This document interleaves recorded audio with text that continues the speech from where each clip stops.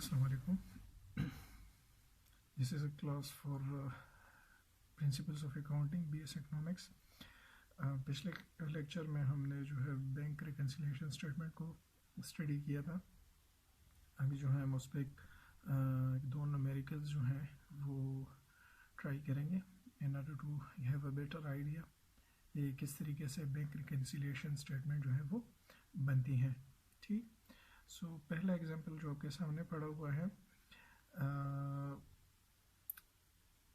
prepare a July 31st bank reconciliation statement and the resulting journal entries for ABC company. The July 31st bank indicate a cash balance of 9,610 while the cash ledger account shows a balance of 7,430. यहाँ आपको एक bank reconciliation statement बनाने को कहा गया है और उसके बाद जो है जनरल एंट्रीज बनाने को कहा गया है और ये बताया गया है कि एक कंपनी है ABC कंपनी, उसका बैंक स्टेटमेंट शो करती है कि वहाँ पे बैलेंस जो है वो 9,610 है, जबकि वो कंपनी जो ख़ुद अपने अकाउंट मैनेज करती है अपने कैश लेजर में, so cash ledger balance show कर रहा है 7,430. सही.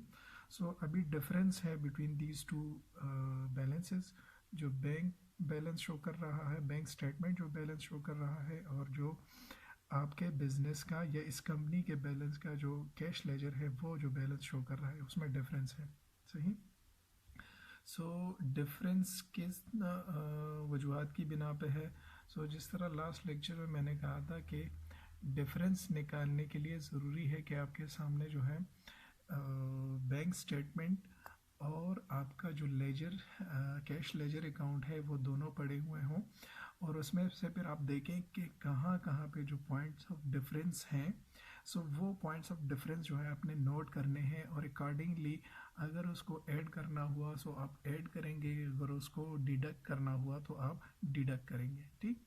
यहाँ पे एक चीज़ जो है आप अपने जहन में रखें, जो भी मैं भी as a being a student bank reconciliation statement जब बनाते थे, सो एक ट्रिक आप कह सकते हैं कि वो करते थे कि जब भी आपके सामने स्टेटमेंट्स पड़ी हुई होती हैं, जो पॉइंट्स ऑफ डिफरेंस दी गई होती हैं, ठीक, सो वहाँ पे जो है नोट डाउन कर लें कि कौन सी चीज़ आपने कहाँ पे ऐड करनी है. सो फिर जब आप फॉर्मेट बनाएंगे, सो फॉर्मेट में फिर एंट्री करते वक्त आपको आसानी होगी कि कौन सी एंट्री हमने कहाँ पे लिखनी है. ठीक. अच्छा. सो जो एडिशनल इंफॉर्मेशन या जो पॉइंट्स ऑफ डिफरेंस हमें दी गई हैं वो यहाँ पे मेंशन है. पहले उसको देखते हैं. यहाँ पे कहा गया है दैट आउटस्टैंडिंग चेक्स टोटल 2,417. सही. 2,417 जो है आउटस्टैंडिंग चेक्स हैं. सो आउटस्टैंडिंग चेक्स किसे कहते हैं. सो आउटस्टैंडिंग चेक्स पेमेंट्स की वो चेक्स हैं जो पेमेंट्स आपने करनी होती हैं, जो आपने अपने अकाउंट से, अपने कैश लेजर अकाउंट से तो वो माइनस कर दी हैं, लेकिन बैंक ने फ़िलहाल वो चेक्स जो हैं वो एंटरटेन नहीं की. ठीक. जिस तरह पहले लेक्चर में मैंने आपको कहा था कि आपने जो है कुछ परचेजिंग की है और उस परचेजिंग की बेस पे आपने किसी को पेमेंट जो है वो करनी है. ठीक. अब उस पेमेंट्स के लिहाज से जिस पार्टी को आपने पेमेंट करनी है उस पार्टी के नाम पे आपने चेक बनाया और वो चेक जो है आपने बैंक को जो है भेज दिया. ठीक. सो जिस टाइम आपने चेक बनाया उस टाइम वो अमाउंट आपने अपने लेजर अकाउंट में अपने कैश से माइनस कर दी, जो पेमेंट्स आपने करनी थी. ठीक. और फिर वो चेक जो है बैंक को भेज दिया. लेकिन लेट्स से वो चेक आपने बैंक को 29 जुलाई को भेज दिया. अब वो चेक क्लियर होने में 2-3 दिन लगते हैं और वो 2-3 दिन गुजरने के बाद जो है वो चेक क्लियर होता है. अब 31 जुलाई को लेट्स से आपका स्टेटमेंट आया, बैंक स्टेटमेंट. अब उस बैंक स्टेटमेंट में वो चेक जो क्लियर होना था वो नहीं हुआ. सो लिहाजा जिसकी अमाउंट है 2,417, सो ये पेमेंट आपने करनी थी. सो ये पेमेंट तो आपने अपने अकाउंट से माइनस कर दी है. ठीक. लेकिन बैंक ने फ़िलहाल ये चेक एंटरटेन नहीं किया, लिहाजा बैंक ने ये अमाउंट आपके अकाउंट से डिडक्ट नहीं किया. ठीक। सो आउटस्टैंडिंग चेक्स, जिस तरह पहले हमने कहा था कि आउटस्टैंडिंग चेक्स को आपने क्या करना है, आउटस्टैंडिंग चेक्स को आपने जिस तरह पहले लेक्चर में मैंने कहा था कि बैंक के अकाउंट से आपने माइनस करना है, ठीक। आउटस्टैंडिंग चेक को बैंक के अकाउंट से माइनस करना है। सो इस एंट्री के आगे मैं लिख दूंगा जस्ट एज कि आपको भी अंदाज़ा हो, बीइंग अ स्टूडेंट मैं भी ये ट्रिक फॉलो कर रहा होता था। सो यहाँ पे आप लिख दें कि ये अमाउंट आपने माइनस करनी है, और किससे माइनस करनी है, बैंक से माइनस करनी है, ठीक। सो यहाँ पे सामने लिख दें माइनस बी, ठीक। फिर जब हम स्टेटमेंट बनाएंगे सो यहाँ से ये आसानी होगी ये अकाउंट्स निकालने में, ठीक। अच्छा दूसरा है 500 cheque mail to the bank for deposit had not yet reach the bank at the statement date. सही, एक $500 का चेक जो आपने बैंक को भेज दिया है कि आपके अकाउंट में जमा करें, लेकिन फ़िलहाल वो चेक जो है आपके अकाउंट में ऐड नहीं हुआ, ठीक।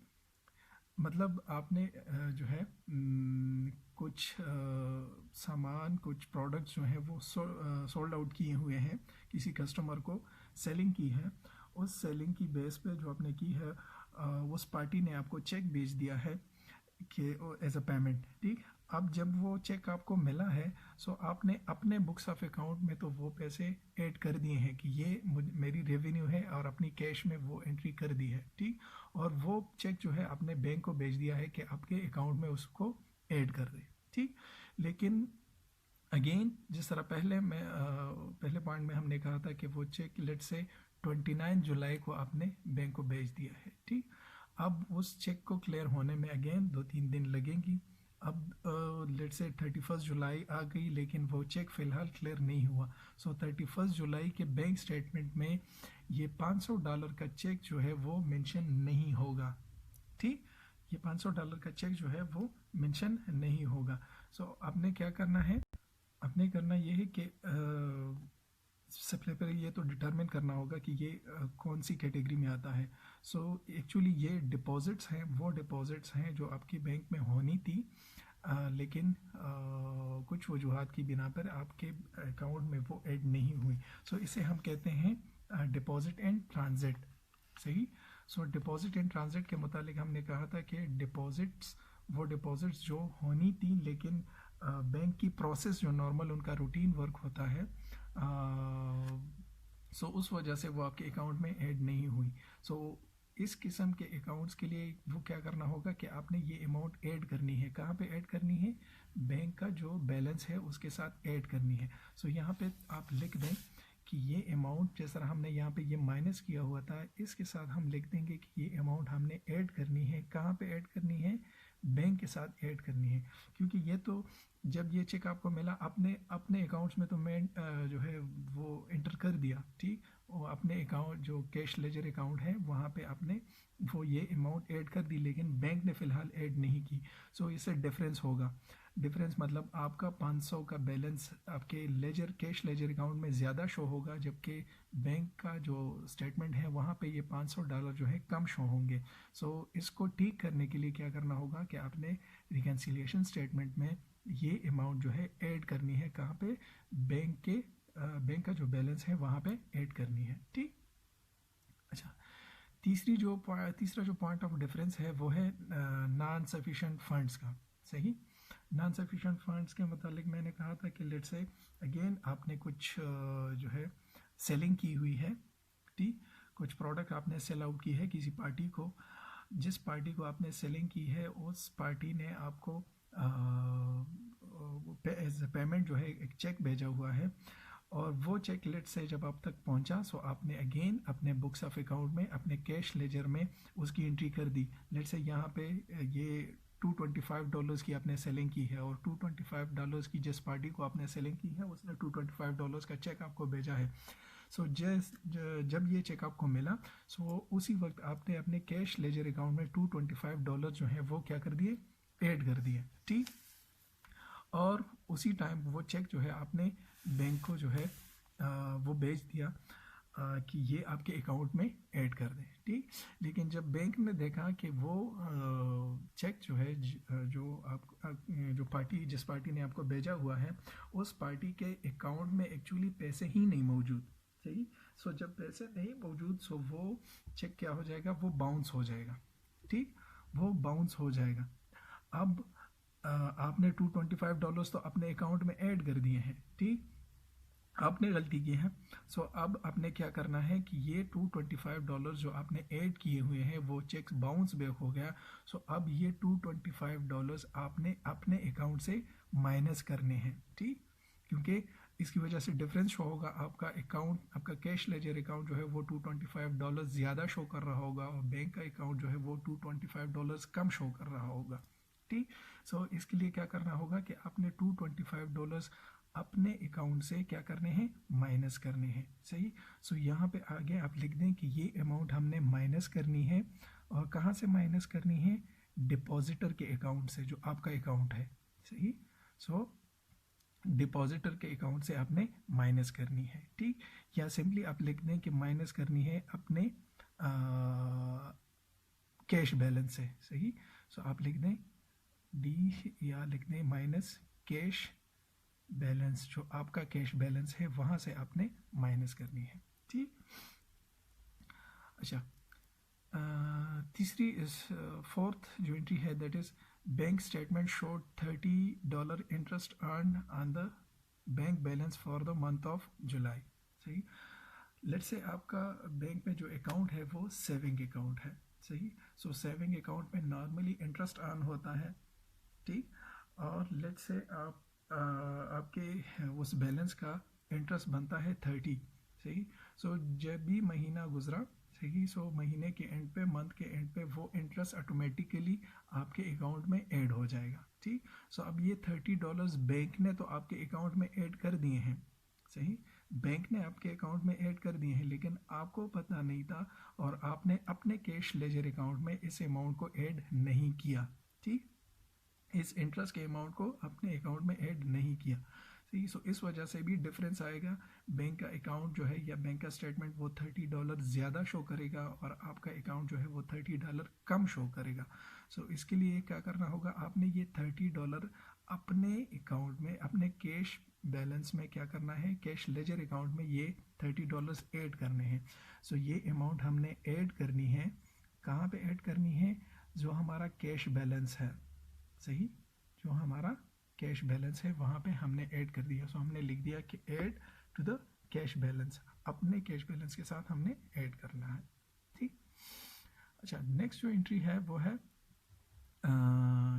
Check number 781 for supplies cleared the bank for 268, ठीक, but erroneously entered in our books as 240, सही।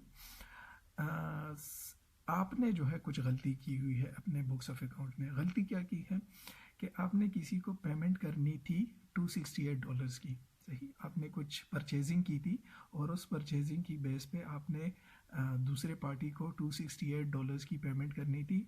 आपने चेक बनाया $268 का और वो बैंक को भेज दिया, ठीक। अब बैंक ने तो आपके अकाउंट से $268 माइनस कर दिए, ठीक। लेकिन आपने अपने कैश लेजर में 268 की बजाय $240 लिख दिया, सही। मतलब आपने $28 का जो है कम अमाउंट लिख दिया। आपने 268 देने थे, दिए 268 ही हैं, मतलब आपके बैंक से 268 ही माइनस हुए हैं, लेकिन आपने अपने कैश लेजर अकाउंट में 240 लिख दिए, ठीक। मतलब आपने $28 जो है वो कम लिख दिए, ठीक। सो क्या करना होगा इसके लिए, इस वजह से जो है अगेन डिफरेंस आएगा आपके कैश लेजर अकाउंट के बैलेंस में और बैंक के बैलेंस में। आपका कैश लेजर अकाउंट जो है वो $28 जो है वो कम शो करेगा और बैंक का अकाउंट जो है वो $268 ज़्यादा शो करेगा। अब सही अमाउंट 268 ही है, ठीक। आपने गलती से 240 लिख दिया। सो क्या करना होगा, ये $28 जो हैं आपने क्या करने हैं, डिडक्ट करने हैं अपने कैश अकाउंट से, क्योंकि आपने 268 देने थे लेकिन दिए भी 268 लेकिन अपने बुक्स ऑफ अकाउंट में आपने 240 लिख दिए हैं, ठीक। सो $28 जो है आपने माइनस करने हैं। सो यहाँ मैं लिख दूंगा कि ये अमाउंट माइनस होनी है, और कहाँ से माइनस होनी है, हमारे कैश बैलेंस से। मैं आगे लिख दूंगा CB, मतलब अपने कैश बैलेंस से हमने ये अमाउंट क्या करनी है, माइनस करनी है। ठीक, लास्ट एंट्री जो है that is 468 deposit by Acme company was erroneously credited to our account by the bank। अब यहाँ पे बैंक ने गलती की है। बैंक ने क्या गलती की है कि किसी दूसरे अकाउंट के पैसे जो हैं आपके अकाउंट में ट्रांसफ़र कर दिए हैं। सही, किसी दूसरे अकाउंट के पैसे जो है गलती से आपके अकाउंट में ट्रांसफ़र कर दिए हैं। ठीक, सो इस वजह से बैंक का स्टेटमेंट जो है वो $486 जो है वो ज़्यादा शो होगा, और आपका बैलेंस जो है वो 486 कम शो हो रहा होगा। ठीक, सो इसका एक तरीका तो ये है कि अपने अकाउंट में 486 ऐड कर दें, सो बैलेंस ठीक हो जाएगा। लेकिन ये 486 तो आपके हैं नहीं, ये तो किसी दूसरे पार्टी के हैं, लेकिन गलती से आपके अकाउंट में, आपके बैंक अकाउंट में ऐड हो गए हैं। ठीक, सो इसके लिए क्या करना होगा कि ये अमाउंट अपने बैंक के बैलेंस से माइनस करना होगा। ठीक, सो मैं ये लिख दूंगा कि ये अमाउंट हमने माइनस करनी है, और कहाँ से माइनस करनी है, बैंक के बैलेंस से हमने माइनस करनी है। ठीक, सो इस तरीके से आपने जो है ये एंट्रीज के सामने लिख देना है कि कौन कौन सी अमाउंट हमने माइनस करनी है और कौन कौन सी अमाउंट्स हमने ऐड करनी है। इसके बाद हम फिर बनाएंगे बैंक रिकन्सिलिएशन स्टेटमेंट। अच्छा, सो ये एक फॉर्मेट है बैंक रिकन्सिलिएशन स्टेटमेंट का, बहुत ही सादा और सिंपल है। सबसे पहले तो आपने जिस कंपनी के लिए बैंक रिकन्सिलिएशन स्टेटमेंट बनाना है उसका नाम लिखना है। ABC कंपनी के लिए हम बना रहे हैं बैंक रिकन्सिलिएशन स्टेटमेंट बना रहे हैं, और किस मंथ के लिए बना रहे हैं वो भी आपने मेंशन करना होगा। सो मंथ एंडेड जुलाई 31, 2019 के लिए हम बना रहे हैं। ठीक, सबसे पहले जो है आपने क्या लिखना होगा, सबसे पहले आपने जो आपका बैंक का बैलेंस है वो आपने लिखना होगा, कि जो बैंक स्टेटमेंट आपका बैलेंस शो कर रहा है वो आपने लिखना होगा। So balance as per bank statement July 31, 2019 that is 9610। सही, जो कि क्वेश्चन हमें बता रहा है कि यहाँ पे। ठीक, the cash balance, the July 31st bank statement indicate a cash balance of 9610। सही, सो कैश बैलेंस जो है वो 9610 हो गया। ठीक, अब इसके साथ आपने कुछ चीज़ें जो है ऐड करनी है और कुछ चीज़ें जो है वो माइनस करनी है। ठीक, सो जो पहले हमने क्वेश्चन के साथ वो हैंड्स लिखे हैं, अब वो ही हैंड्स हमें फ़ायदा देंगी। और यहाँ पे देखें कि आपने कौन कौन सी चीज़ें जो है वो ऐड करनी है और कौन कौन सी चीज़ें माइनस करनी है। ठीक, सो यहाँ पे देखें पहली चीज़ माइनस करनी है, वो क्या है, सब पहले जो है आपने जो चीज़ें ऐड करनी है वो समराइज़ कर दें। ठीक, सो कौन कौन सी चीज़ें यहाँ पे ऐड करनी है, $500 का चेक जो था वो ऐड करना है। ठीक, दूसरी कोई ऐड करने वाली चीज़ है यहाँ पे, सो दूसरी ऐड करने वाली चीज़ बैंक बैलेंस के साथ नहीं है। ठीक, सो हम लिख देंगे डिपॉजिट इन ट्रांजिट 500। सही, वो हम ऐड कर देंगे। ठीक, दूसरी ऐड करने वाली कोई चीज़ मौजूद नहीं है। ठीक, सो फिर हम जो चीज़ें डिडक्ट करनी है वो लिख देंगे। ठीक, सो यहाँ पे जो हमने हिंट्स लिखी हैं वहाँ पे हम देख लेंगे कि कौन कौन सी चीज़ें हमने बैंक के बैलेंस के से ऐड कर माइनस करनी है, डिडक्ट करनी है। सो जो पहली एंट्री थी वो हमने डिडक्ट करनी थी, और वो क्या है, वो आउटस्टैंडिंग चेक्स हैं। कितनी अमाउंट है, 2417। सही, सो हम लिख देंगे डिडक्शन में सबसे पहले outstanding checks,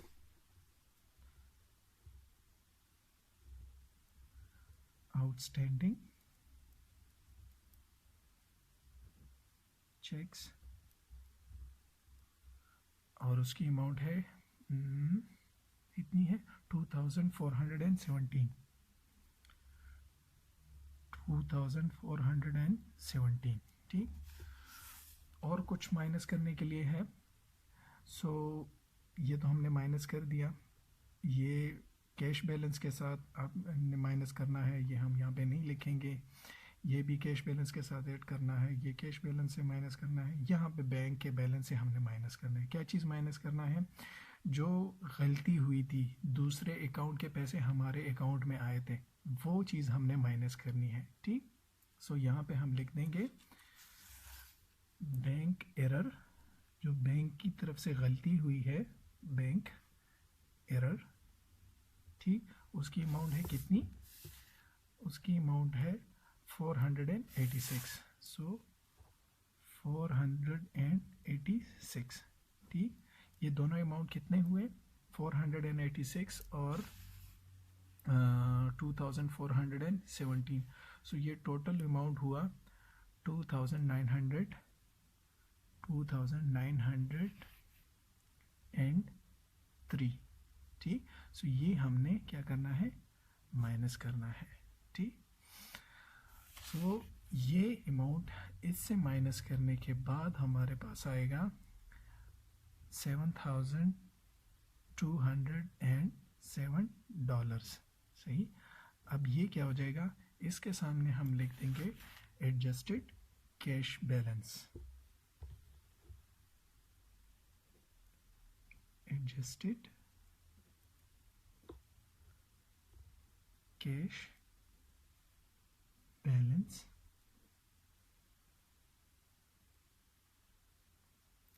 as per bank. ठीक, जो बैंक का कैश बैलेंस है। ठीक, अब बैंक की स्टेटमेंट की एडजस्टमेंट हो गई। अब अपने जो एडजस्टमेंट आपने अपने कैश लेजर के साथ करनी है। ठीक, सो कैश लेजर के साथ एडजस्टमेंट करने से पहले आप कैश लेजर का बैलेंस जो है वो लिख दें। सही, सो जो क्वेश्चन हमें बता रहा है that the cash ledger account shows a balance of 7,430। So हम लिख देंगे कि बैलेंस पर balance as per cash ledger in July 31st 2019 कितना है वो? 7,430। 7,430। ठीक, अब आपने जो क्वेश्चन में अपने साथ हिंट्स लिखी थी, अब उसमें देखें कि कौन कौन सी चीज़ें ऐड करनी है और कौन कौन सी चीज़ें जो है आपने डिडक्ट करनी है। सो सबसे पहले जो है हम जो चीज़ें हमने ऐड करनी है वो लिखेंगे। ठीक, तो सबसे हम लिख देंगे पहले एडिशंस, जो चीज़ें हमने ऐड करनी है। ठीक, सो अगेन वो हैंड्स निकाले जो आपने लिखे थे कि कौन कौन सी चीज़ें ऐड करनी है। सो ये दोनों एंट्रीज तो बैंक के बैलेंस के साथ ऐड करनी थी, ये कैश बैलेंस से माइनस करनी है, ये एंट्री हमने कैश बैलेंस के साथ ऐड करनी थी। ठीक, वो क्या है? Bank statement showed 30 interest. वो इंटरेस्ट जो बैंक ने आपके उस अमाउंट ने जो आपने बैंक में रखा हुआ है, उसने कुछ इंटरेस्ट अर्न किया हुआ है और बैंक ने वो आपके अकाउंट में ऐड कर दिया है, लेकिन आपने अपने कैश लेजर अकाउंट में उसको ऐड नहीं किया, लिहाजा ये अमाउंट हम अपने कैश लेजर अकाउंट में ऐड कर देंगे। ठीक, सो हम लिख देंगे सिंपली इंटरेस्ट। इंटरेस्ट की अमाउंट हम लिख देंगे, कितनी है वो? $30। ठीक, अच्छा, और कुछ ऐड करने के लिए है, अगेन उस पर नज़र डालें। सो और कुछ ऐड करने के लिए नहीं है। ठीक, ये हैंड्स जो है आपको काफ़ी मदद देंगी, मतलब दोबारा से आपने सारे स्टेटमेंट्स पढ़ने नहीं होंगे, एक दफ़ा आपने पढ़ लिया और आगे जो है हैंड लिख दिया कि कौन सी अमाउंट हमने ऐड करनी है, कहाँ पे ऐड करनी है, कौन सी अमाउंट माइनस करनी है और किस चीज़ से माइनस करनी है। सो और कोई ऐड करने वाली चीज़ नहीं है यहाँ पे। ठीक, सो हम लिख देंगे अब जो चीज़ें हमने डिडक्ट करनी है, डिडक्शंस। ठीक, सो अब हम देखेंगे कि कैश बैलेंस जो हमने जिसके साथ लिखा हुआ था और माइनस लिखा हुआ था वो हम माइनस करेंगे। ठीक, सो पहली एंट्री यहाँ पे है, bank return an NSF cheque, सही। वो चेक जो आपने जो बाउंस हुआ था, जो किसी पार्टी ने आपको भेजा हुआ था, आपने अपने अकाउंट में उसको ऐड किया हुआ है, लेकिन उनके अकाउंट में पैसे नहीं थे और वो चेक बाउंस बैक हो गया है। सो जो आपने ऐड किया है, लिहाजा आप वो दोबारा माइनस कर देंगे, क्योंकि वो पैसे एक्चुअली आपके बैंक के बैलेंस के साथ ऐड नहीं हुए।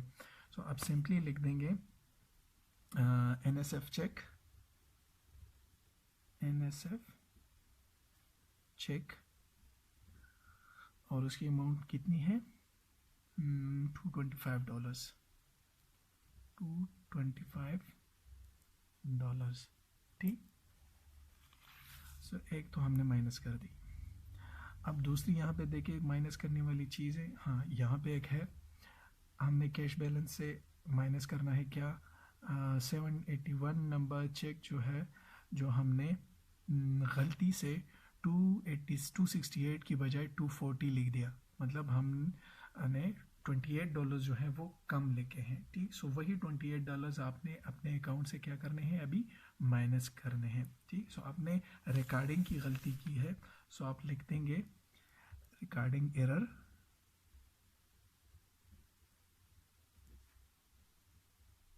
कितनी की गलती की है आपने, $28 की, तो वो आप माइनस कर देंगे, ठीक। और कोई माइनस करने की चीज़, और कोई माइनस करने की चीज़ फ़िलहाल बाकी नहीं रही, यही दो चीज़ें जो है माइनस करनी थी, ठीक। सो $225 प्लस $28 टोटल ये बनते हैं $253। सो ये $253 जो है आपने अपने कैश अकाउंट से, अपने कैश लेजर अकाउंट से माइनस करने हैं। सो ये अमाउंट जब हम माइनस करेंगे यहाँ से, सो हमारे पास बैलेंस आ जाएगा $7,207, ठीक, डॉलर्स। और यहाँ पे हम लिख देंगे adjusted cash balance as per cash ledger, ठीक। सो अब यहाँ पे देखें दोनों अमाउंट जो है हमारी सेम आ गई। सो हम कह सकते हैं कि हमारा अकाउंट जो है वो रिकनसाइल हो गया, ठीक। हमारे दोनों बैलेंसेस जो है वो रिकनसाइल हो गए, ठीक। सो होपफुली क्लियर हुआ होगा, और इसके मुतालिक अगर आपका कोई क्वेश्चन है सो आप पूछ सकते हैं। Thank you.